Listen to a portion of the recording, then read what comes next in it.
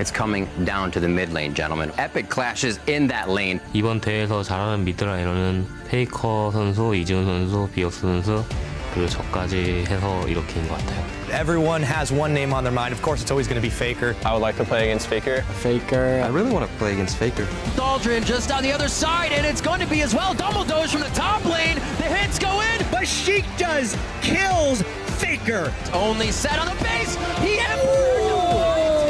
Faker playmaker. This is the cost of sending 4 people mid to kill Faker on his birthday.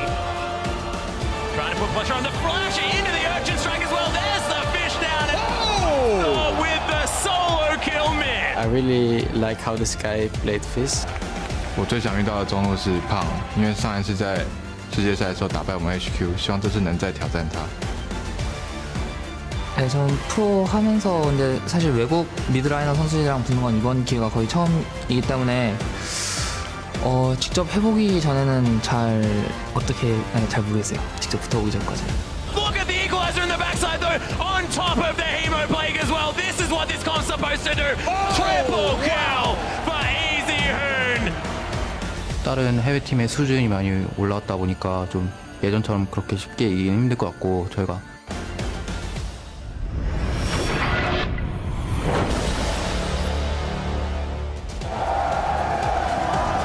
Welcome everyone to day 2 of the 2015 mid-season Invitational, coming to you from Seminole Country on the campus of Florida State University in Tallahassee. Yesterday we saw some of the most anticipated international matchups of the year, and today promises to deliver just as many thrills. Now the action is ramping up. As you can see here, the crowd hyped as ever. Lots of flashy lights. Gentlemen, thank you for joining me here today. I'm James Patterson. We're excited to see the group stages here, and alongside me we have some of the finest minds in League of Legends from around the world. The OCE's Jake Spawn Tiberi, English language caster for the LPL. We have the coach of the European LCS's Unicorns of Love, Fabian Sheepy Milant, a familiar face from the North American LCS, Alberto Crumbs Renghifo, and a mainstay of this very analyst desk, Aiden Zyrene Moon. Guys, there's a lot on the line here. Welcome back. Hope you're rested and ready for some kick-ass international play. Now, yesterday was full of surprises, sure, but SKT still remains at the top of the table, but look who's right behind them in second. We have AHQ. These guys go into every international tournament as being heavily underrated, and they always perform. And the trend in them is that they get better as the tournament goes on. So I think that will continue. And Westor, you know, we thought, oh, he's always having a CS differential. He's getting solo kills on Vivin that last Fizz game every single time, and he's still the pinnacle of the team. Even if the focus is on the bottom lane, he's still the one that applies the pressure on mid lane, chokes up the other mid lane so that he opens up plays on the map. And the top lane and bottom lane for AHQ have really surpassed my expectations. And a disappointing story from day one. TSM getting crushed by Fnatic. Oh man, TSM coming into this, like they thought this was their tournament. They're like, all right, this is our time to like show that I Am Katowice meant something in relation to this in Worlds. They come in with like this high expectation of themselves and they're not meeting it, and they're really disappointing themselves in here. So recovering from that huge, it was actually really like a crushing victory from Fnatic and SKT. Like TSM did not look like the TSM that we were seeing. Their picks were all over the place. Their strategy and their pressure was just pretty much non-existent. So they need to step up today really hard. Yeah, catching up on this, it was more like the TSM from IEM San Jose, Santorin being like really, really passive. And you should really look forward to how do they adjust. I think the biggest point will be the mentality. And they said on social media, they're ready, they want to 2-0 today. And I feel that if they have the mentality right and actually play to their best, they can easily do that. It's much easier said than done, too, because when you come from just high expectations of yourself, they're all talking about a top 2 finish, and you crash and you're like struggling for a Well, we talk about TSM coming in with confidence today, which is what they need to do, and the TSM fans are ready for a comeback. You saw there just a second some clips of them chanting, rooting for USA. There it is right there. A lot of pride on the line here for that team as they have lofty expectations. Then, of course, It looks like we have Fnatic, or EDG. This is EDG, rather, instead of Fnatic here. Now we go over to we're going all over the place, gentlemen. And we're back at the desk. At the end of the day, there are a lot of players getting ready for a lot of games.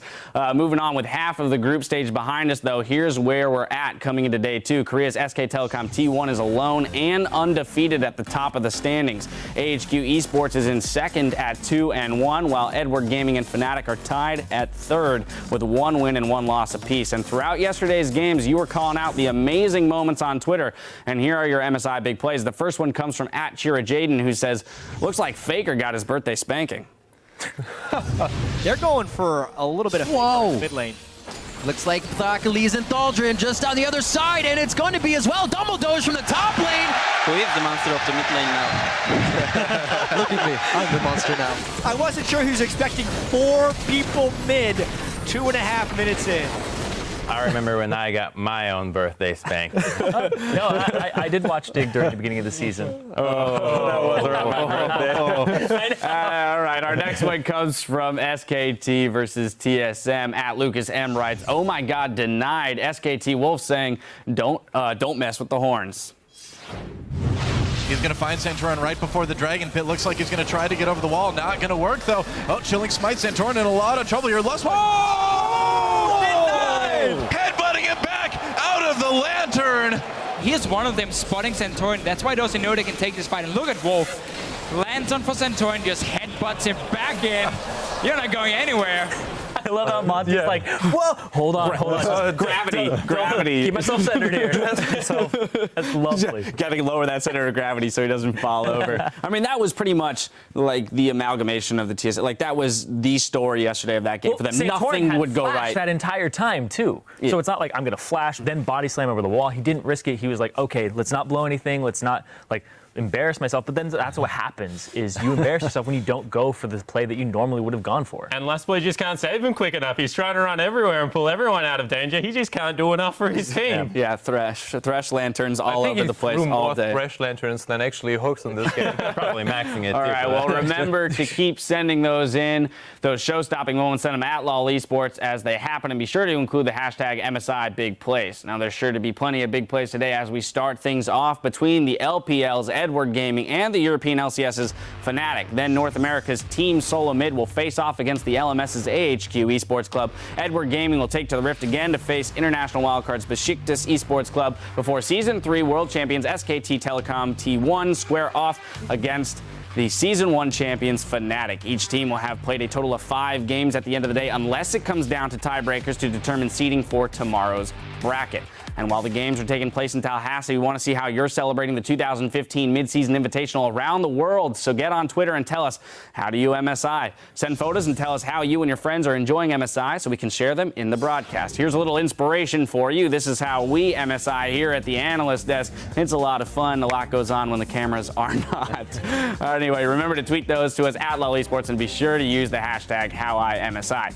And we're still looking for our first Baron Steal or Pentakill of the tournament, so keep an eye out. When that happens, it will trigger bonus legendary and esports mystery gifting in the store through May 15th, rather. And while our broadcast team is bringing MSI to you from Florida, our international partners are hard at work covering the show for the far corners of the globe and in multiple languages. On the ground in Tallahassee, here's Caster Jun and Dongjun Kim, Cloud Templar and Chober for On Game Net from Korea's LCK, Joker, Cheng Mao, and Xiao Xiao, and the League of Legends Pro League broadcasting today's matches in the audience. Those were flipped backwards, actually, ladies and gentlemen, for the audiences in China. Anyway, and of course, we have our own casters, Rivington Bislin III, Max Atlas Anderson, and Sam Kobe Hartman Kensler, who will be bringing the play-by-play for today's first 3 matches. Meanwhile, Efya Shaks Deportia is standing by in the interview area, getting the insider insight all day long from the pros. And now for a match between two franchises that are no stranger to the world stage. Both Edward Gaming and Fnatic are back after overhauling their rosters for the 2015 season. Both teams are 1-1 and have 3 games to play today.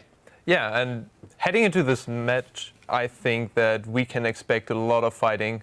I feel like Fnatic is more like this bizarro EDG, who are also going for fights, tower dives, and a lot of early aggression, and sometimes with more and less success. And I think we should also take a look at the top laners who are very dominant for their teams. Yeah, it also looks like EDG, this is a playstyle that they can handle. They're the best equipped to deal with the fight heavy meta.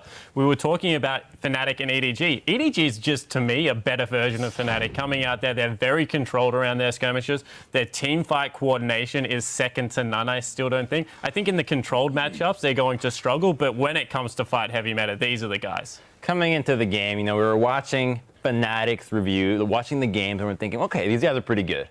Then we see their first game against TSM, it's like, wow, these guys can bring it. Like, they just crushed TSM. Maybe they can go 2-0 in the day. Next game, they pretty much get blown out of the water by AHQ. It's like, okay, that's a little disappointing. Then we're watching EDG first game. It's like, wow, that's crazy. They played exactly what we expected. Amazing. That's just their style. Maybe they can hold up to SKT. What happens? Faker falls asleep, doesn't even watch the match. It's that one-sided. So these teams are hungry. They both went 1-1 with very bipolar performances. So they really want to show to the fans, like, yeah, this is why you're cheering for us. We're actually really good. I think both these teams will step up, and it's going to be a really high-octane matchup. Yeah, and I think a lot of this relies on the top lane. The games that they're winning, the top laners just going off. Koro and Huni, whoever gets the advantage there in that top lane is really going to tilt just the entire map. They're both really good at TP plays. They're both really good at snowballing their advantage into other lanes, and that's really scary because they all play carry top laners, and they do a large portion of their team's damage. I feel like, especially Huni, who has the highest percent DPS from all top laners around the regions. The world. And I think this is something that is just showing how Fnatic is operating. Yellowstar having the most wards placed, and Huni having the highest DPS. I think this team is so reliant on top lane, where I think EDG might not be, but I think also they are just executing it better than EDG. Yeah, I think the other thing is Huni does rely on Rainover to get him going. Once he is going, Huni is a solo carry by himself. We mentioned his damage, the ability to dive the back line. Huni doesn't do as much damage to the front line. He's all about getting onto the priority targets, but he does need to get going. Koro, on the other hand, is all around his teleport. So whilst they throw attention to Huni's lane, I expect Koro to be able to get more done by himself and create playoff Clear Love around the map. Clear Love's much more about teaming up with Mako, creating spaces where they can teleport behind plays and get Clear Love, Coral in on the back line. I think it's worth noting that we mentioned about how Huni having the highest percentage damage and Yellowstar with a lot of warding. Well, it could just be that Yellowstar's warding is simply the enabler for Huni to get that extra damage. If you get more TPs, you get more fights more often, and I think that could be the contributing thing. So it may not just be that Huni is a monster when he gets going, which he is, but it's also a whole collaborative team effort to make sure he gets to that point. Well, that's the thing. The top laners in general in this tournament are performing extremely well. 3 of the 6 teams, their top laners are the highest percent damage on their team so far this tournament. So, interestingly enough, where we had originally talked about the importance of mid laners and this being the tournament, the battle of the mid laners and how they can affect the teams, it looks like it's trending maybe towards the top lane and TP play. And this is really scary for people who are playing tanky top laners because there's top laners who are going to try to roll over you in lane. They're mechanically skilled and they're good at turret dives with their team. We're seeing a lot of turret dives this tournament, and the team that's able to pull them off and execute them very cleanly seems to be coming out on top in an early game. And I feel really that EDG is not the better version than of Fnatic. I really disagree there. I think that EDG is really good in some skirmish situations, better maybe than Fnatic, but I think that in the flanking, Fnatic just shows that all their engages are absolutely. You're gonna have the. You knew that was coming. I do not think that you can say anyone like Koro's Hecarim yesterday was the flanking play that was coming through. The Kalista may as well had not existed on the map past the 25-minute mark. Because whenever it was in the team fight, it was just gone. Huni's engages were really crisp. I think just Fnatic as a team didn't back it up. And you saw it I don't think he's better than Koro at trying to get kills and objectives. Well, we saw plenty of these skirmish-heavy teams so far. There's a lot of fight play at MSI, and according to Edward Gaming's Clear Love, that's exactly where his team excels. 我们队伍团战能打得很好，原因就是因为我们平常的训练量会很大，然后我们在比赛中和训练赛的沟通量会很大。虽然我们是中韩队，就是中国和韩援的队伍，但我们的沟通量就是也许比中国队伍还要更好一点。就是我们在打团的时候，什么细节都会去说，所以说这就是我们打团为什么这么强的原因。 All right, no, they don't feel like they have any communication issues. And I have to say, after watching yesterday, it didn't seem like that either. I'd like to be able to catch a glimpse of just a little excerpt of them team fighting when you can hear the comms and see what they're really talking about, have somebody translate so the whole world can learn about it. If their communication is that good, maybe we can take some notes out of that. Yeah, and it's funny because we don't know how the communication works, but we saw when they turned on the dime on the Sejuani ult yesterday, it definitely does work. Oh yeah, that was really impressive. He was already coming in too. It was great. All right, well, I'm sure people are excited to get into some of that action today. Now let's take a look at the lineups we'll see on stage today. On the blue side, it's the LPL's Edward Gaming. In the top lane, we have Koro. In the jungle, Clear Love. Pawn in the mid lane, Deft at 80 carry, and Mako at support.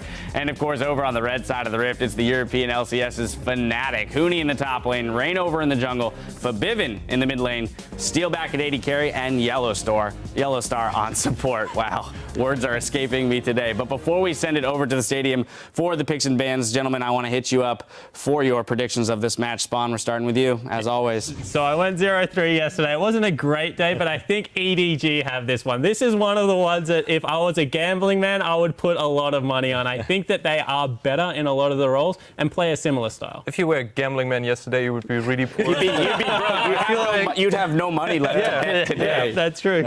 So feeling that you go with EDG and you're really certain on this, I feel more, going for Fnatic here, and I think they will have a really strong showing and show that Europe is not to mess with. I think you go with Fnatic because every time they win a game, you're just like, yes, we could have been here doing the same thing. We're not that bad. It was a close match. I'm going with EDG. I think that the difference in both losses from the teams is vastly different, and one is easier to fix. EDG, you could argue the draft was really poor. Sure, their play was lackluster, but I think it came down to how poorly they drafted. On the other hand, Fnatic versus AHQ, they got outplayed pretty hard, to be honest. Solo kills in the mid lane, bottom lane losing, top lane just barely going even. I think EDG, if they bring their A game this time around versus Fnatic's A game as well, I think EDG will come out on top. But if Fnatic does the same thing that they did against TSM, you can't root for two teams. I'm not rooting. I'm giving the conditions. They can win. If they get the laning phase, they got it. They can win the laning phase. Yeah, if I had 2 picks every single time I put a prediction in, I'd be 3-0 as well. The caveat. What's the system, man? Even though I hate going with the curse of Spawn, I got to go with EDG here. I think that right now they're the superior team. They just need to clean up their picks and bans. Their coach in an interview said that they're trying things out. If they keep trying things out, though, we'll see, because it's really risky, because it didn't work against SKT, especially the Tristana. But we had this picture before. I was for one team, Fnatic, and you were for all the other teams. So I guess right. That's how the day started yesterday, so this could be an omen of things to come. Yeah. And just on your point about trying things out, EDG tried stuff out all season long. The LPL is a very long season. We saw a Fizz Eve comp come out from these guys, and they still managed to get the win. The Tristana, I think, was a bit that fell over. I don't even know whether that's trying things out. I think that was just like a panic click coming through there, but overall, I still have a lot of confidence in EDG. We'll have to see if EDG, after dropping a game yesterday, decide to stop trying things out. According to LOLesports.com, 54% of you have actually picked Fnatic to take this game, so Sheepy's got a little bit of backing there. I got the fans on my side, and they know it as well. All right, well, the teams are ready to kick off the second day of the 2015 Midseason Invitational, so let's step inside the caster booth and get into the game. Thank you very much, Dash. I am Rivington Bisson III, and joining me is Oceanus, Max, Atlas, Anderson, and of course, Sam, Kobe, Halpin, Kensler, as the team's ready up for picks and bans to start day 2 of the Midseason Invitational. Gentlemen, it's going to be great. They were discussing on the desk who has the edge. I mean, if you give EDG a vowel, they are the edge. But seriously, Freak's not up here. These teams are 1-1. We got a pretty even game going into this one. Hopefully, Fnatic can shake off what happened yesterday. And they're going to start off with an Anivia ban as well. So interesting stuff coming through from EDG. The word go. Yeah, very bold move here. It looks like they're going to try and cut down on the number of bans for the top lane and the AD carry role. They've been talking up this Huni versus Koro matchup because it really has come down to sort of the 3 kings of the top lane here at MSI. And that is Koro, Huni, and of course Marin for SKT. Looks like we had a little bit of a bug. They're going to hop out real quick and get Champion Select restarted. We did see that Anivia ban. You're talking about the top lane, and throughout the season... Bird, not then a bug. Yeah. Throughout the top lane, we've been seeing less Maokai. Was played a little bit yesterday, but these guys are definitely going for that more top carry focus, something where they can just get back in the game and help the team out and not be on an island. Yeah, so much Hecarim, Gnar, Rumble, all of these really big playmaking, high teleport impact champions. This has a lot to do with these players, though, as well, because these are the Hecarim players. This is Koro and Huni. These guys love playing this champion. It's not necessarily a Maokai style. I feel like if they go back to Maokai, it's sort of like them conceding their power picks here. I think it is going to be very important, especially since it feeds right into Fnatic's playstyle and how they really rely so much on Huni's teleports and the early success of those. And like you said, Kobe, it was a bird, not a bug. Anivio was accidentally I was like, clicked. They're cutting down on the total number of bans by throwing away a bunch of bans here on Random Champion. So there's the first ban. It is going to be the Sivir. Steelback will not get a chance in that. And really, Deft here and there on it, he's got other priorities for the AD carry, so he loves that ban. Right, so I was wondering if they would actually focus on the AD carry role or the top lane. Okay. There are so many top lane champions right now that to pick and choose from. It looks like they are going to focus on AD carry. And one of the good things about Deft picking Tristana earlier is that he didn't pick Jinx and he didn't ruin his undefeated streak. Hey, that's true. That's true. So he could very easily go back to that Jinx. Fnatic have been first picking Urgot for Steelback, so this is kind of a self-ban here, banning that away from Deft. They feel that EDG would first pick it since they started out with an AD carry ban themselves. And we'll see whether Evergame actually go for a Kalista ban or they just let Steelback have it. Steelback hasn't necessarily been the strongest Kalista we've seen so far,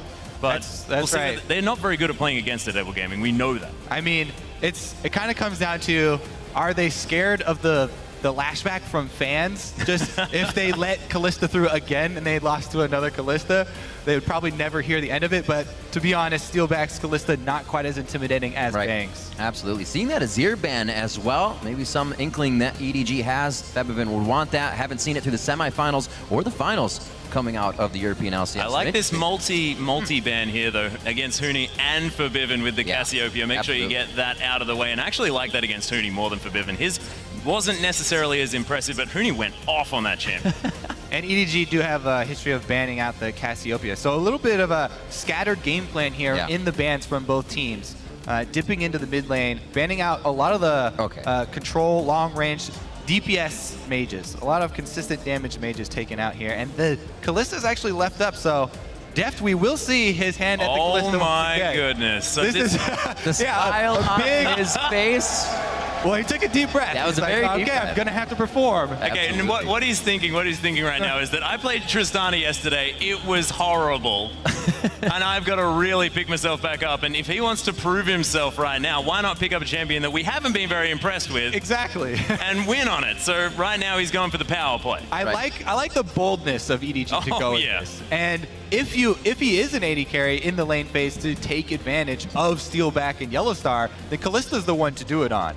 And you can really take over a game from the bottom lane there. Also, Mako's Annie left up. If they kind of want to synergize that, you don't want to throw the little girl into the fight all the time. But a lot of bans were kind of set to the wayside for Huni. We've seen totally target him, and now he's able to pick up something with an impact. Right, on the other side, of course, the first rotation here from Fnatic, they're going to be able to pick up the last remaining of those top 3 carry top laners. Rumble for Huni, so that will be huge. The thing about the Kalista bottom lane also is that the ult can be used for disengage to save your support if the inevitable teleport for Fnatic does happen down bottom.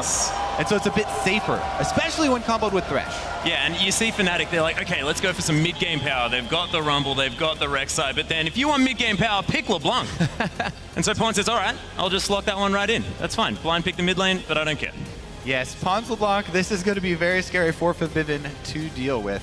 Now, the thing is, they did leave Zed up, which is good into LeBlanc. However, it's hard to work that into the team, and you can't always just think about the lane matchup here. Yeah. They do already have an AP top laner, so they could look for a way to work it in. There's also the fact that Rumble wants to be team fighting. He doesn't necessarily want to have a split pusher on his team. They want to be using that equalizer and fighting around it, but we'll see what Febiven does go with. They probably will save his pick for later. But we'll see. Steelback looking for a little bit of that Lucian. Yep, right now, Daylor talking to both Febiven and Steelback about this pick. And we'll see what they come up with. The thing about Lucian is... he did it! And the Zed! Got him! Yes. All right, well, we already went over the Zed, so time to talk about Lucian. Because the thing about Lucian is that at the pro level, at the very highest level, his laning phase, you live and die by hitting your piercing light through the minion onto the enemy champion. So you have to be very, very good with your early usage of the Piercing Light to land that Farass, or else you're going to lose this lane. And the thing with Kalista matchup, she can sidestep your Piercing Light simply with her passive. Right. It's all you have to do is my constantly goodness. strafe as Kalista, and you can avoid the damage. It's almost as annoying as someone playing Odd Job in 007 Goldeneye. Or Moonraker Elite. It's a very frustrating matchup for me to play, but of course, Never happened. much higher level. He was always banned. He was always banned. We do see the Maokai and the Gragas come in. More tank, more scaling coming out of the EDG composition with a bit of that fight from Pawn. If he can control the mid game, then it's going to be real easy peasy on that end. If this early game from Fnatic, though, can get control, if Reignover can get from lane to lane as he's been doing, and if it's Huni, I don't know if it's going to be a long game for him. Wow. Yellow Star straight in there with the Annie pickup as Talking well. about maybe Mako. Yeah, there is so much mid-game power here, though. If they're getting a fight around that Tibbers level 6 mark, I don't know how it goes wrong for Fnatic. Well, Yellow Star, yes, he's very well known for this Annie, and he's going to make a lot of roaming plays, but if you think about the team fights, that's a scary pick. To pick Annie into Maokai Gragas, yeah, that's a good point. Annie is very scared of large bodies. And those are two very large bodies that were just picked up. A strong front line for EDG. What he's thinking is that he wants to get straight on Kalista, not land the stun with the Tibbers, and be able to blow her up. That's fairly hard to do, but they do have the Zed and the Rumble, both for assassination. Both of those guys can assassinate the backline in their own different ways. I'm really excited to see how this Zed pickup works here for Febivin. Unicorns of Love banded every single game, and something, you know, you think back to when Bjergsen got the chance to pick Zed at Worlds. He picked it, and then it didn't turn out too well because he didn't get to play it on the international stage with that pressure, with all that. Is this Zed still honed in for Febivin? I love the Zed LeBlanc matchup. Yeah, Zed does have a bit of an edge, but it's so exciting because we finally get to see more Assassins again. We were hoping for Assassins with all of these great mid laners coming to MSI. We're going to see one of the best Assassin matchups. See if Pawn can actually take it, because they opted to ban out the long-range DPS mages instead of Zed. All right, with picks and bans on the books, let us know who you think will come out on top. Game 1 here by tweeting at LOL Esports with the hashtags EDG win or FNC win. We'll add up all the results as we get into the game, and you'll be able to see your vote. Backing your favorite team here as we enter day 2 of the midseason invitational. It is Fnatic versus EDG. And EDG with some fantastic picks, and I really actually like the Kalista. I don't necessarily like it generally in the hands of Deft, but against this comp, if you're going for that Bloodthirster Hurricane build, it actually works out quite well. There's only one tank. Exactly.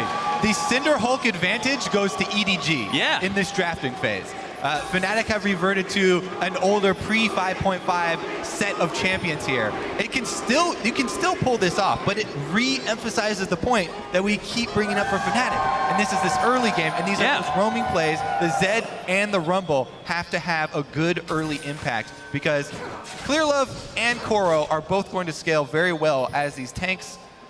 And we'll see if Yellowstar gets off to an early start, has started the W for the stun. He gets Cash a double. money. That's beautiful. That's Spell Thief's Edge already getting stacked up. No problem at all. Yellowstar's playing so aggressively here. Mako didn't decide to go for anything there, but EDG just going to back off. Yellowstar going to get his mana back and his health there as well. Gets another potion out of that, 47 gold, so he gets to grab another biscuit. Oh. And he'll continue to spam as he heads to lane. It looks like we may actually get that matchup as well, as both teams head towards the bottom side. It is going to be nitty and gritty from the start. Febivin starting off with the longsword as well to put pressure on in that mid lane. And we see the ring and biscuits from Pawn, because he also wants to put pressure out. We've seen even Faker bringing out consumables in the mid, but we can see these guys want to fight. Right. All right, so plus for the mid lane. The classic double sapling start here to help out Pawn, give him an edge in this matchup. We'll see if he makes anything happen with the early level 2. Because he's missing some of his mana bar right now, Febivin should expect it, shouldn't get caught off guard. Yellowstar getting there a little late to stop it. He flashes for it, though. Yellowstar getting himself out with a big smile ear to ear. So that flash, he not only got an experience advantage by sealing it away, but Deft and Mako already tanked the entire Krugs, the entire damage that the Krugs are going to deal. So they earned the extra potion advantage as well for that support. So Yellowstar really helping out his bottom lane here and making that level advantage. Clearlove. The classic Clearlove level 2 gank here. Nice play back there by Mako. The flash body slam with the exhaust as well.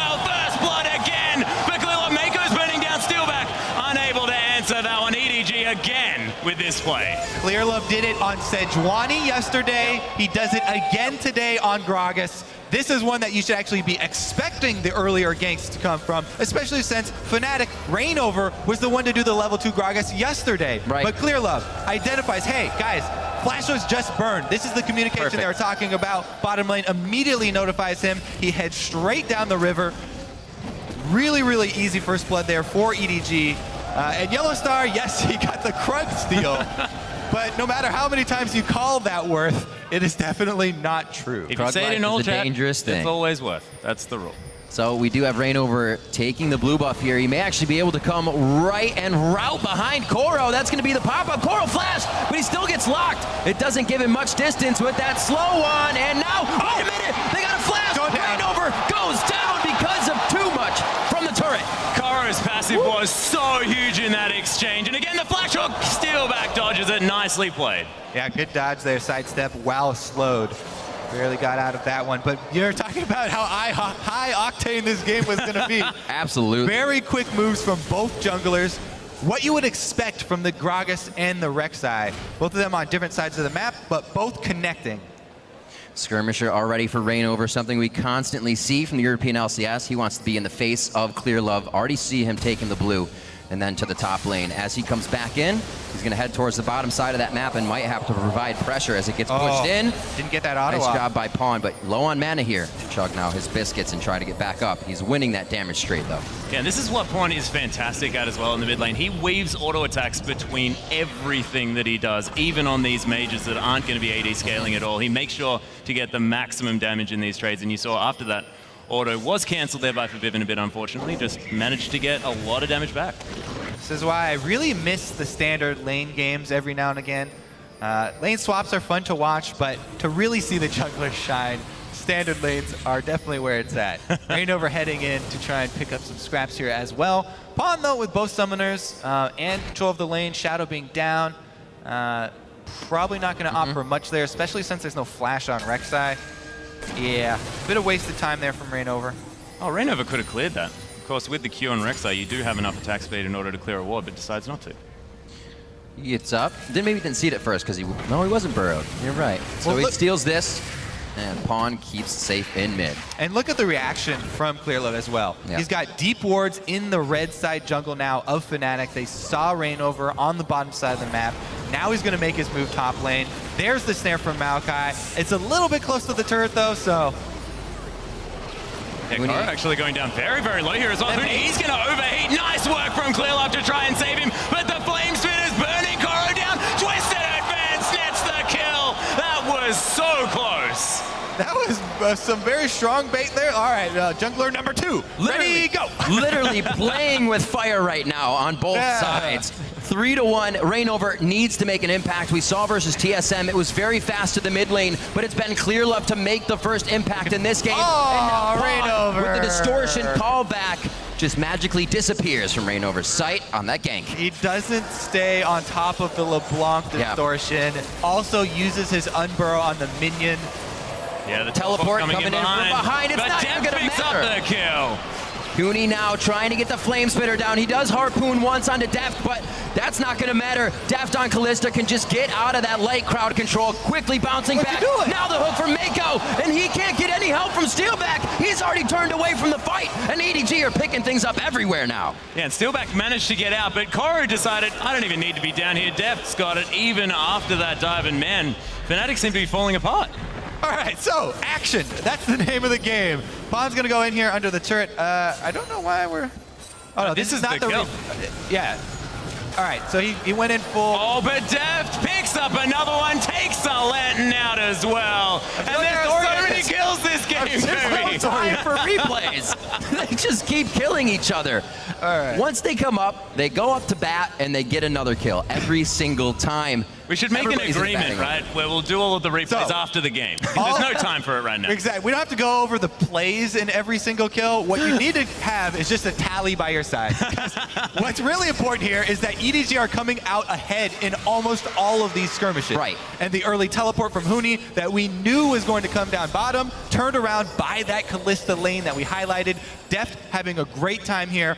on the Kalista in the bottom lane, already to the BF sword, and he is destroying Steelback down there in CS. It's really everywhere that destroying has happened. Omnipresent right now for EDG with this team that's supposed to be scaling. They have grabbed somewhat a heck of an early game lead right now. Pawn And this is definitely still a focused champion in the he middle. can't play. One of the slipperiest guys. Double roam?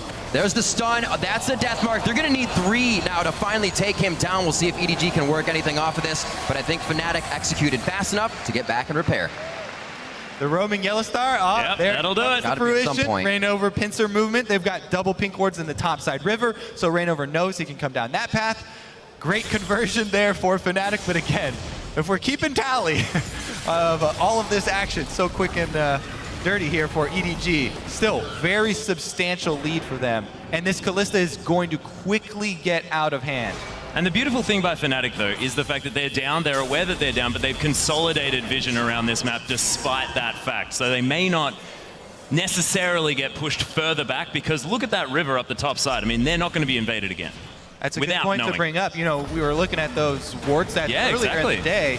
EDG, well, Coral's going to... Yeah, Corey, he does have the ultimate there. He's stopping a lot of this damage, but he's burning down here again. But in the bottom lane, Fate's calls being popped. Yellowstar dodges out of the thing, but the hook from Mako. Fate's call not going to get the knockup, but he doesn't need it. There's so much CC. It's like a give it a go. Yeah. All right, so Coral escapes with his life up top. He was Meanwhile, okay. Yeah. He's going to just evacuate the top lane here, and they're going to give up the turret, so no kill down there. But again, wards. We looked at the ward stats. EDG have the most placed and killed. Yeah. So if there's going to be so much action like this, and EDG have the lead, they should be littering the maps with wards so that Fnatic's further moves will be telegraphed, and they'll be able to see these roams coming beforehand and prepare appropriately. Yeah, this is the thing. But the other side of that coin is the fact that EDG don't care about the top side. They've got Koro. He was put further ahead. He had 2 kills early on. He was losing in farm, but now that's completely gone. He's going to be absolutely fine. They're now looking for Dragon Vision, so they've got their wards on the bottom side. They're not wasting gold buying wards for the top side of the map. Right. You never want to fight a war on 3 fronts. Yeah. And EDG know this. They have decided that the front they're going to give up is top lane. And they just tell Koro, okay, when they come your way, just book it. Yeah. We're going to cede that area of the map because we're allocating all of our resources to the bottom side here. And we're picking up kills in mid lane and bottom lane, plus the Dragon. We're seeing that Reignover still trying to keep himself in the game, mainly with farm, 51-34, still building himself up there, but he hasn't been present for the team. He did just grab the blue over on EDG, but they grabbed his and Dragon. So everything they're doing is just being hit harder by EDG right now. Febiven trying to get his hands on Pawn in the mid lane, but Clearlove is also there. He's going to deliver a nice belly slap and a barrel to take down Febiven. Yeah, Reignover looking to try and come back in here. Pawn quite low at about 300 health, but he's going to get tamed up. There's the flash. Reignover picks up that kill. Clearlove trying to answer, and they just did not think Reignover had the damage. But this is the first warrior enchant that we've seen so far, MSI, and it's working out for Reignover. There's a game to build warrior enchanted. Oh, another one. Oh, get out of that wall, buddy. Big plays. He can still live. Here comes Tony. He's on to Mako. Reignover's going to stay alive. Coro's coming through the backside. Flash instant advance. Reignover. He's going to fall. Honey's going to be next. Hooney even. Oh my goodness. Coro looking for it. Gets the slow, but I think... He's got a speed boost, baby. He's got the shrine. Oh, he got hit by the harpoon. All right. Breather. Yeah, calm down. Easy, guys. We're all right. I'm so happy I have 2 play-by-play with me for this game. 16 kills, 12 minutes. People are about to spawn, so expect more kills. That's Hooney, just be the way careful, this it's a is tree. rolling. He got out. We're fine. We're fine. That was the most hilarious sequence of events. With Mako hooking in more than he could chew. Where do you think you're going, Reignover? Get back here, boy. Let's take a look at it, because this is how it starts out. He's got like 4 lives in this play. As you mentioned, the warrior pivot. All right, here it is. Yeah, get back here, Reignover. Pulls him back through the tunnel. But oops, he's got help. Hooney's the first one to roam. It seems like everybody in this game is forgetting about their lane counterparts when they go for roams. Second one here. Oh, there's the other top laner. And Jungler goes down. But the other part of the dive here from Rek'Sai, not only has Reignover gone with Warrior Enchantment, but he also has the Stalker's upgrade. Yeah. So minus 20% damage dealt for 6 seconds is huge for these duels, plus the true damage to burn gives him a really, really strong dueling power in this early mid stage of the game where we're seeing so many fights constantly. And those wards that we were talking about, they're nowhere to be found because everybody's too busy fighting. Yeah, and over MSI so far as well, Deft has had a deficit of being CS at 10 minutes of 17.5 behind. He's now 50 CS ahead. He really, really wants to answer that statistic. I feel like that Trist matchup did not That may not have helped him, Kobe. Most definitely not. Hurting the stats just a little bit. Well, we did hear EDG saying in their previous videos they may be a team with 2 different languages, but they still know how to fight, and they feel they have one of the best fight mechanics between the 5 of them on the Rift. Right now, they're showing quite strong with Roman lanes and Clearlove starting everybody off strong. Yeah, the scary thing for Fnatic is that in all the chaos where their team is supposed to be the team that thrives with the Rek'Sai and the Zed, it's actually EDG who are thriving in the early game when it's really chaotic and everything's spread out. Well, it's also it's not chaotic, really. They're still taking down turrets. They took the bottom lane, they rotated mid, they're still killing things. It's not chaotic. There have been kills in all 3 lanes every 20 seconds. China control. This is what it is. China control. There's crazy fights. But what I mean by control is when they group up. All right, the tank line is going to do a lot. Wait a minute, though. It doesn't look like Hooney's going to be the only one to go down here. They get out of the turret just in time, actually. And Rainover and Yellowstar just a hair away from getting a kill on that one as well. But Fevabin sits on a pink ward. This could be big for them if he decides to go in at the right time. He does have Mako to look for, but that could already be a for sure kill. Who will be the focus? Nice little CS by Mako there as they still hover the turret. That's the big old right there as Pawn coming through the distortion. That is a very, very patient Forbidden waiting in that tri-brush. He wants to find his way in. Mako still hasn't backed out yet. They see the jungler bottom, but they don't have 2 of their members, so pretty hard for Fnatic to pull this off. There's the teleport from Hooney. They're gonna force it. Can Yellowstar get his stun? Rainover looking to come in, but Pawn is going to distort out of the way. Deft might need to get Lantern as Mako. He's moving pretty quick. Forced to use a flash, actually. There's the stun as well. Deathmark onto Deft. He's trying to escape this one. Beautiful exhaust from Mako, though he does get the kill. But Bivin tries to get out. Koro picks that one up. Rainover trying to do some work, but he gets destroyed by Pawn, and Steelback finds his way into the fight eventually. And Koro, why are you not dead? As Yellowstar, you are not going anywhere, buddy. Pawn's got so much damage, and the double kill for Mako. 3-1-9 on Thresh. All right, I'll give you this. Most of the chaos is coming from Fnatic's side of the game. They tried to force that without a Rumble ultimate. Hooney teleports in, and he's just going to run at them with Flame Spitter here. Look at the cooldowns here. He does not have the ultimate. Yellowstar gets the stun off, but they're dangerously close to this turret. Coming in here as well, you think, all right, it looks like it could be good. We do have Steelback coming in, but he has an Avarice Blade and a Scepter to the Bloodthirster coming in here from the Callista. So he goes down without really being able to deliver or keep himself alive. The I think I can mentality just dominoes against Fnatic. The kickback on that Light Slinger, he couldn't get the light in the right direction either. How much light is being pierced? But the thing is, Koro also played that beautifully. He's a tank. He lost his entire health bar, but still survived. Almost. Yeah. Almost his entire health bar. Otherwise, he'd be dead. I understand how it works. Since we have been looking at those, sort of 3 kings of the top lane, Koro has been looking outstanding. Yeah. He had a really good bait earlier. He was the one to go with the more defensive top laner because now on Maokai got the second pick right. Hooney was able to first pick away the Rumble, so big props here to Koro. Well played. Ooh, misses the chain, does Pawn, but they are going to be able to take down this ward as Mako throws out a hook. Just a zoning death sentence. Ladies and gentlemen, that wasn't a miss. Zoning death sentence. One of the few times it hasn't broken out into several kills. Anything could break out into fights here. It's EDG. If they put a ward down, they might want a full 5v5 fight over it. That's why these guys are so good at fighting. It happens that often. Core items now quickly completed. 17 minutes in. The Righteous Glory. That Juggernaut as well coming in with Ninja Tabi for Clearlove. And we see the Zanya's finished up with the Bloodthirster. So these guys can really make an impact here. For having a late game scaling team, they're ready to go right now. Yes. Let's take this brief moment of respite and go over the fact that when things do get a little bit more controlled and EDG get to group with their tank line, it makes things very, very difficult for Fnatic to pull off these kills that they're looking for. It would have to be a miraculous ultimate from Hooney on the Rumble in a corridor. And this is the beautiful thing to see coming through from EDG as well, though, is the fact that they are now looking like the EDG that was playing and dominating the split in the middle of the season. They're roaming around the map, they're taking turret after turret, and they're shutting the enemy team out of anything in their jungle. All right, I'm going to hold you to that, and I'm looking at a 23-minute Baron then.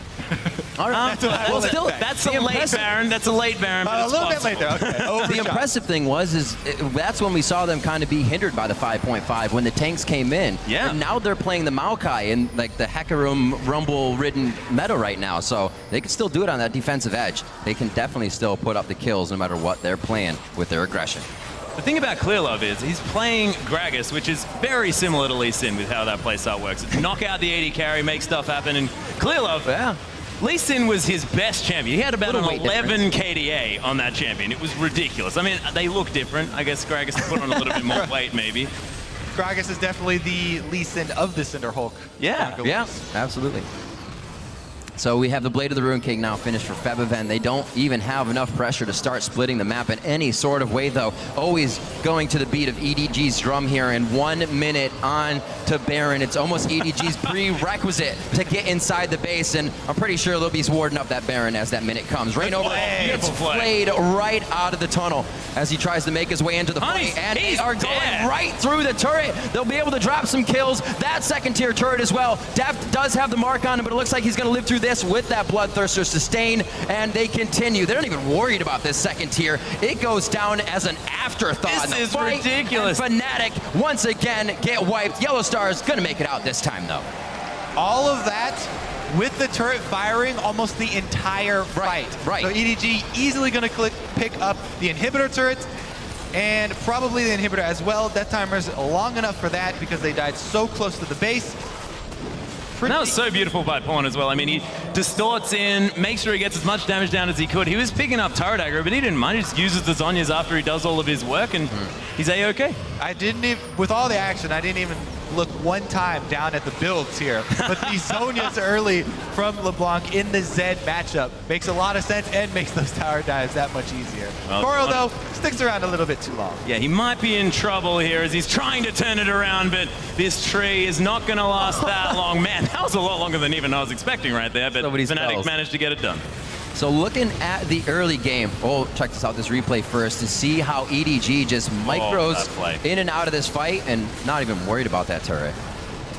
All right, so we're looking for, the Rumble ultimate once again down, so huge part of their damage not available. Did get a good flame spitter off, but again, Fnatic so far behind right now. Nothing to follow up on that death mark. Death's still on the back line. Look at the positioning. Pawn, Clearlove, Koro, right in the front. Huge tank line, and Pawn can go wherever he wants, getting kills. And the thing that was the thing that's quite sad here for Fnatic is that was one of the best tibbers I've ever seen coming through from Yellow Star, right underneath the turret. Theoretically, that should have been exactly what Fnatic wanted, but they were just too far behind. Yeah, think about the follow-up there, hoping for the tibbers into Reignover knockup, but he had just gotten flayed out of the tunnel, and so he didn't have the movement to reposition in time. Really, they are being able to itemize very hard right now against Fnatic. A quick Quicksilver Sash, if you will, before that Hurricane. Desperation. We will take the Baron. Or will we? There's plenty of wards on it, and we don't have enough damage. So. Yeah, they're killing Baron and a pink ward at the same time, wondering, I wonder whether they know that we're here. Yeah, EDG not even taking the time to collapse, just giving it a little laugh. Nice try, guys. We're going to shove up the lanes. Yeah, and they're going to take this inner turret here as well. That's only one inner left, and Deft is going to make short work of that one as well. That is going to be the entire outer ring, both outer rings of turrets for nothing here in favor of EDG. And they've also picked up that inhibitor from before. And Deft, it's sort of like they've forgotten he was on the map, but he's still here, guys. They're never going to come through and try and get something done, but there's a lot of turret damage here. And there's a lot of Fnatic members as well. We have to see Huni going towards the top side. They now have to spread themselves out thin. It's not going to make a 10-second dragon any easier, so they might just have to give this one up as well. As they lose their blue, no resources are theirs. Yeah, you mentioned Deft. Deft is definitely the supreme power in this mid-game on either team. Yeah. He's already got the Quicksilver Sash completed for the mid-game Kalista on the back of his 7 kills. There's nothing that can stop him now. Even if you land the anti-stun, he's going to be able to Quicksilver faster than the follow-up is going to come. And if you don't land the anti-stun, then he'll just save the Quicksilver for Zed Deathmark, and nobody's going to be able to assassinate him. So he has so many moves to keep himself safe here, especially comboed with the Thresh, that it's really Def's mid-game right here. And this gives a lot of other teams, further in the group stages that have to play them, pause for thought. Because as Atlas said, the Kalista was not something that we really feared from Deft up until now. And they've used this strategy before. They've picked Kalista to try and get it banned against them. That's what it seems like. His Deft has not looked the most impressive on that champion, but right now he's playing beautifully. I'd probably still ban it. Oh, Juan, looking for something here as Forbidden does use the death mark. Nice use of the Zhonya's, but I think 3 members might be enough from Fnatic, and Rainova pads his stats yet again. The quickest way to go back and buy your next needlessly large rod, I guess. Thinking on that one. All right, okay. Couldn't be bothered reading. 4, 4, and 8 for him. 179 still doing well in that lane. And to look how EDG adapted in the early game to grab that low-hanging fruit. Yeah, Yellowstar got ahead, but he lost his flash. So they acted on that immediately and then continued to snowball the game from there. That's something teams got to look at as well, as EDG is going to react and go with what they think is right, and it worked this game. I think that's been one of the best things that we've seen from Clear Love, is the instant reactions early on in the game.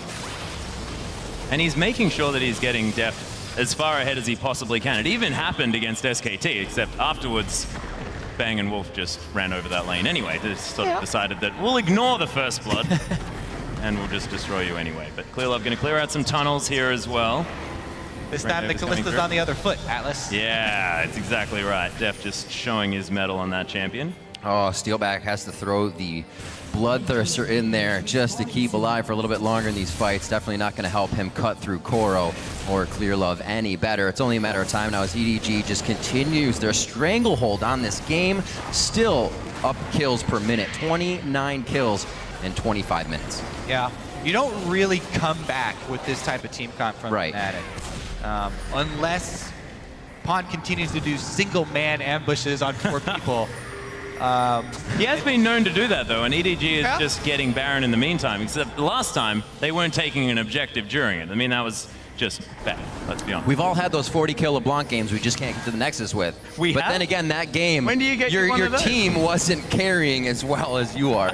So I think all of EDG is going to be knocking on the front door again very soon. I'm really looking forward to that game, Riv. You had those moments where you're so far ahead, you ask your team, you think I can 1v5? And they say no, you take it as a challenge. Challenge accepted.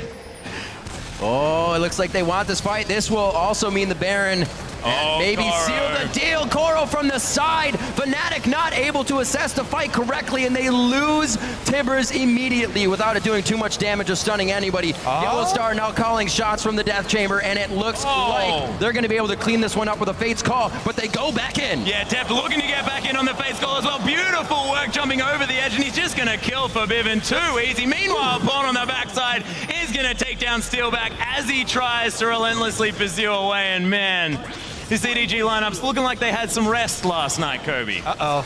Is Huni going to go for a solo on Mako here? He misses! Oh, he's getting burned. He'll take the shutdown, but he's going to be close to the ace as Yellowstar respawns. Still gets his target. Oh, Huni, mission accomplished. Target down. He killed Mako. Yeah.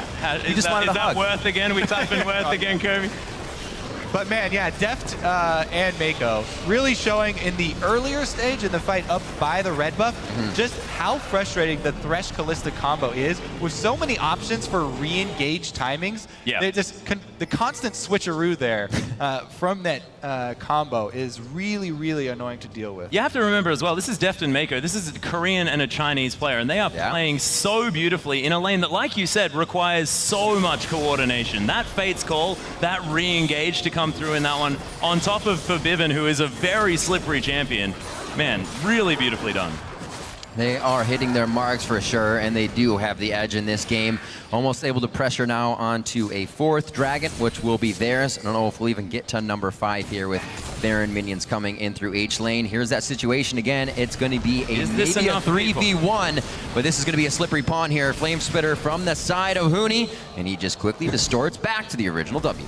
He's buying time for the rest of the team to converge. Yeah, Def looking to make his way in here. Oh, Yellow my Star, the word. chains on him. Pawn doesn't even give the assist to Def as Rainover. He's going to try and tunnel out. Koro with the twisted advance. Huni just getting destroyed. What equalizer, ladies and gentlemen, as Rainover. He's going to die. EDG are huge right now. 28-10. Def tanking up the turret, which is still hurting him. It's a bit silly. So far ahead, so many wards on the map, you literally are able to play inside the minds of your opponent. You know their every move, you know what they're going to do, and it just makes the game that much easier for them. 28-10 here. They have as many kills as minutes just on their side. Yeah, this is 15,000 gold at 28 minutes into the game.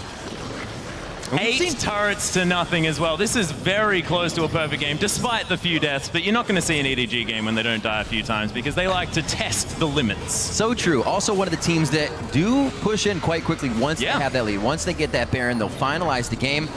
Teams do not have a chance to really react to that. EDG is like a team that feels uncomfortable unless they have purple things spinning around. That's true. As soon as they have that, they're like, yes, we know exactly what we've got to do. We're going to finish this game. Get an anxiety attack when it plays off. Oh, where's my Baron buff? All those bags of gold are not comforting enough. They're 15k ahead. No, need Baron. Need Baron. Okay. And 4th Dragon. And 4th Dragon, of course. 8 turrets to 0. That 15,000 gold lead, and now the 4th Dragon of the game. A clean sweep here so far for EDG across the objectives of the map, and now they look once again not really to spread Fnatic out thin. They're only going towards mid and bottom here, but they're definitely going to make their numbers smaller as they pick them off here one by one. Yeah, Atlas. Karo in trouble. I mean, actually not in trouble, as Forbidden's in trouble, and Clearlove does get the beautiful body slam. A little bit unnecessary. Gonna Def's cause gonna some pick up the kill. Yeah, causing some trouble, exactly. Rivington, man. Yes! Oh, that's first turret! Progress. Yep, don't even worry. The comeback is real, ladies and gentlemen. Chain's gonna land on a Rainover, though. He's getting punished for taking down the structures of EDG. Mako makes his way in as well as Pawn. He looks for the reset of his cooldowns. Equalizer coming down from Huni as well. The rest of Fnatic making their way in. Pawn, he's gonna destroy a tunnel with his clone? That was cool. I did not know that could even happen as Tibbers is going to get hooked up as well. Clearlove making his way into the fight. The culling just getting tanked like it's doing nothing. Steelback sacrificing himself for the team as Deft. He's dominating now. Koro looking for the flank though. Is Yellow Star going to be okay as Huni is trying to get Who's the target this time? Sneaking out of the fight. Featherman cleaning up the minions. Koro with the Righteous Glory, not in range. The flash from Yellow Star, and he cannot get the Arcane Smash in. You saw Huni trying to tiptoe out of the top lane there. Everybody try. No, Huni's still down there. This time. He's got his sight set on the counter jungling. And I think Yellow Star being 0-6, is he worth as much as Tibbers at the moment? You gotta notice. Just said, I'll take Tibbers right now, it's fine. You have to notice the smile on Fnatic faces as well. They understand did it. This game was not in their favor after those first few instances of EDG just grabbing a very big lead and working the snowball well. And Fnatic are, taking this one as a grain of salt. Yeah. EDG aren't closing this game out nearly as fast as they could, though, right now. They need to be trying to do the best they can in that regard as well. I mean, or do they? The length of a game does actually matter if there are situations. That's very true. That's very true. For tiebreakers, it does matter. If the point of this game is to intimidate the other teams, I'm intimidated right now.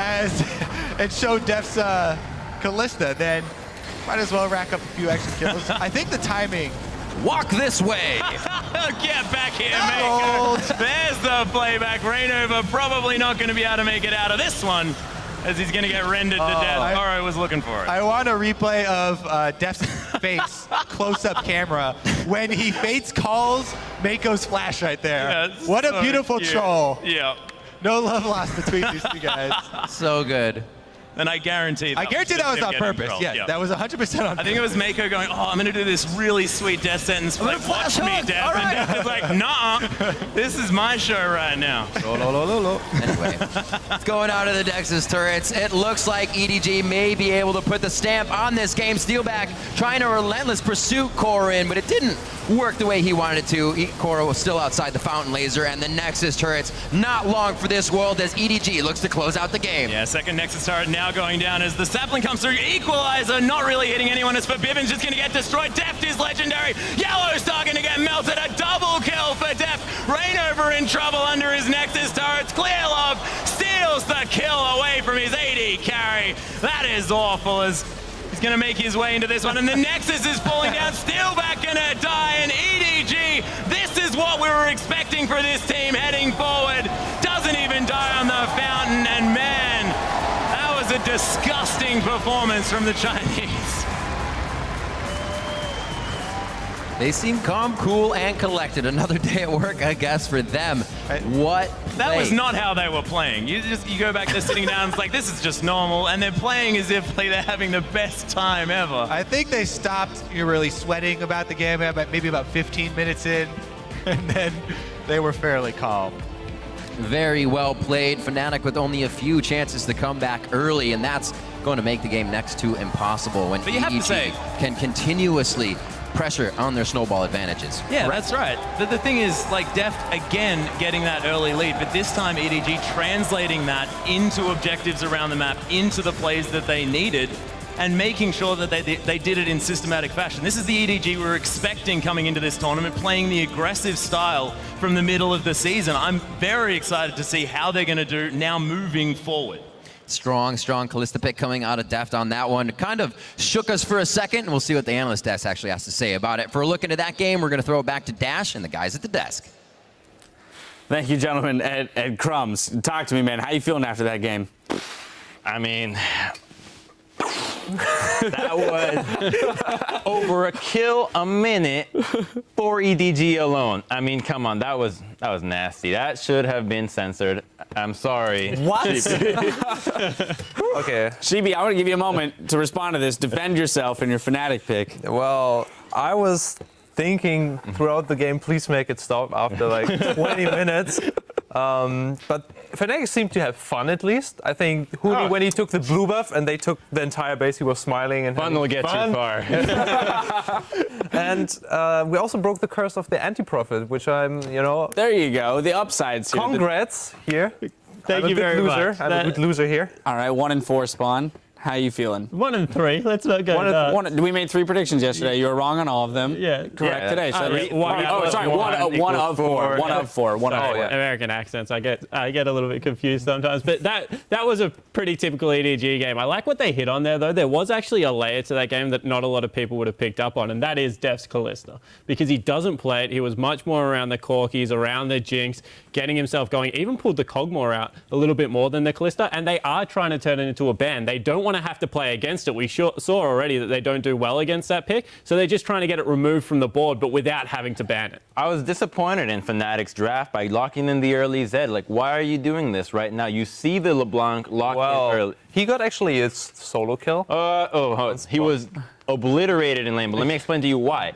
They lock in the LeBlanc early, and you're like, okay, LeBlanc's coming out. You can just save your last pick, judge the entire team comp, and then decide if you want an assassin or not.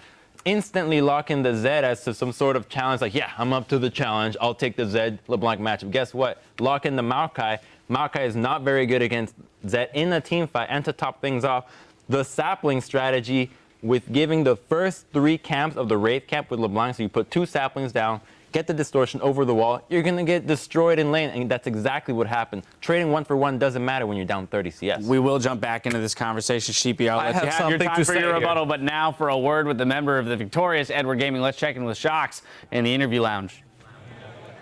Thank you very much, Dash. I'm joined here by Deft on the victorious EDG. Whew, what a performance that was, Deft. Tell me about you guys' picks and ban strategy, and especially making sure that you got your hands on that Kalista. 이번 경기 밴픽에 관해서 좀 듣고 싶은데요. 특히 칼리스타 선픽이 되게 인상적이었어요. 좀 설명 좀 해주세요. 지난번 SKT전에서 제가 뱅 선수한테 칼리스타를 주고 좀 많이 당했거든요. 그래서 저도 할 수 있다는 걸 보여주고 싶어서 골랐어요. During our match against SKT yesterday, we had a very hard time against Bang's Kalista. So I want to show that I also can do that. Well, you definitely showed it. You guys were very aggressive, and so was Fnatic. Were you surprised at all at the level of aggressiveness that team showed? 그 푸나틱 팀이 되게 공격적으로 게임을 좀 풀어갔어요. 어떻게 좀 그런 공격적인 플레이 스타일에 좀 당황하셨나요, 혹시? 공격적인 스타일로 치면은 다른 중국 팀들이 훨씬 공격적이라서 그런 걸로 딱히 당황하지는 않았어요. the Chinese teams back in LPL were much more aggressive, so we weren't that surprised. And totally prepared, I can imagine. You guys are fighting or are doing very well on group to get out of groups here. You're up against TSM a little bit later. What kind of EDG will we see? Will we see the EDG we saw versus SKT or the EDG we saw just now? 이제 다음 경기로 TSM과 경기가 남아 있는데요. 그 TSM과 경기 때는 어제 SKT랑 붙었을 때 그 EDG 나올지 아니면 오늘 프나틱과 붙었을 때 EDG 나올지 좀 궁금합니다. 일단 저희 팀이 잘하는 게 라인전을 일단 이기고 그 바탕으로 굴리는 걸 라인전이 강력해서 그걸 바탕으로 이기는 걸 잘하는데 어제 SKT전 같은 경우는 전 라인이 다 상성을 안 좋은 걸 골라서 다음 푸나틱전은 저희가 더 잘하니까 상성 그렇게 심하지 않은 걸로 골라서 라인전에서 끝내고 싶어요. So I think our team's strength is pressuring our opponents during lane phase and getting the better picks. But our game against SKT, I think all of our lanes got outpicked. So we want to focus more on our picks during TSM and just end the game very early. End the game very early. Well, we'll see if that happens. Congratulations and thank you very much. Back over to the analyst. Dash, take it away. Thank you, Shox. Before we jump back to Sheepy and his defense for Fevivin, I do want to throw out a couple of the statistics here that we saw backing up the strength of the laners here. Pawn up 20 CS at 10 minutes there. Deft 4-0-1 with a 50 CS lead by 12 minutes. And then on the side of Steelback is one of those Fnatic players that really needs to step it up this tournament. He, going into this game, averaged 21 CS differential down at 10 minutes. At the end of this game, he's now averaging 27.3 below his opponent in lane at 10 minutes. For that game, though, the statistic about middle isn't necessarily valid just because of how big of an advantage the 3 Wraith camp, Raptor camp? Yeah, the 3 Raptor camp gives you. Just because you can hit level 2 off the first wave allows you to crush the lane. So if it was an even matchup, maybe it would have swayed the other way. Yeah. Other thing I think teams need to really look at from this game is that Pawn is a distraction and Deft is a carry. Pawn is like dancing around. You saw he even went for the solo kill over the wall into 3 people. He literally looks like he has the funnest job in the world because he's backed up by Coral and Deft who do all this damage. And he just tries to annoy the heck out of people until Deft's at a point where he's like, okay, now I'll team fight games under control. I feel that was pretty much what happened in this game. They went for those really aggressive plays and actually came out ahead, and I think there was some kind of outclass, and it was definitely not pretty for Fnatic. Things got pretty close, for example, for the top lane gang, where he almost killed Well, at the end of the day, it did seem as though both teams were coming at each other as we expected with the same exact strategy. EDG coming out on top of every engagement in those early game brawls, and when you're leaving every engagement 1 or 2 kills up, eventually that lead becomes insurmountable. And if you look at the team comp, they had a mid-game centric team comp with Zed supposedly split pushing at some point, and Drumble and Lucian, who's more like mid-lane carry, and I think it just didn't work out. They fall so far behind. They went for those skirmishes. They actually did pretty well, but we're so far behind that, you know. I want to hit one more thing real quick. This was a pretty big loss here for Fnatic. Now they're 1-2. So going into the remainder of the day, what are they learning from this game, and how are they keeping their mentality out of the dumpster after the very first game of the day? I think they have to keep their emotions out of the draft. Like, you have to be really analytical and think about what it means to lock in an early assassin pick when you don't have to. Just focus on building the structure of your team and then put the carries in later. Only a champion like Kalista is it really worth picking early because she offers a lot of utility. You're not going to lock in that really early carry champion unless you're Faker that plays LeBlanc. But then they first picked Kalista, so... Exactly. Like, these guys are really, really good at these champions. Otherwise, like, especially when you haven't seen the top lane champion, like, it's very difficult to play against that mid lane. All right, well, we are 1 game in. We got to move on. There's 1 game down, and there's no slowing down at this point. Coming up next, the North American champions Team Solo Mid will face the LMS's AHQ Esports. Stay tuned. We'll be right back. Love me like you do. Love me like you do. You know that this will go on Reddit, right? No. Sorry. It's not record. Deft on Kalista can just get out of that late crowd control, quickly bouncing back. Now the hook from Mako, and he can't get any help from Steelback. Game to build Warrior Enchanted. Oh, another one. Get out of that wall, buddy. Trying to do some weapon. He gets destroyed by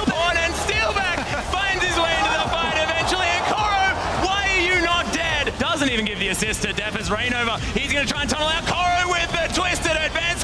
Huni just getting destroyed. Holy shit! Oh, look at this. Why do you laugh? That's so thank you. Man, that was a disgusting performance from the Chinese.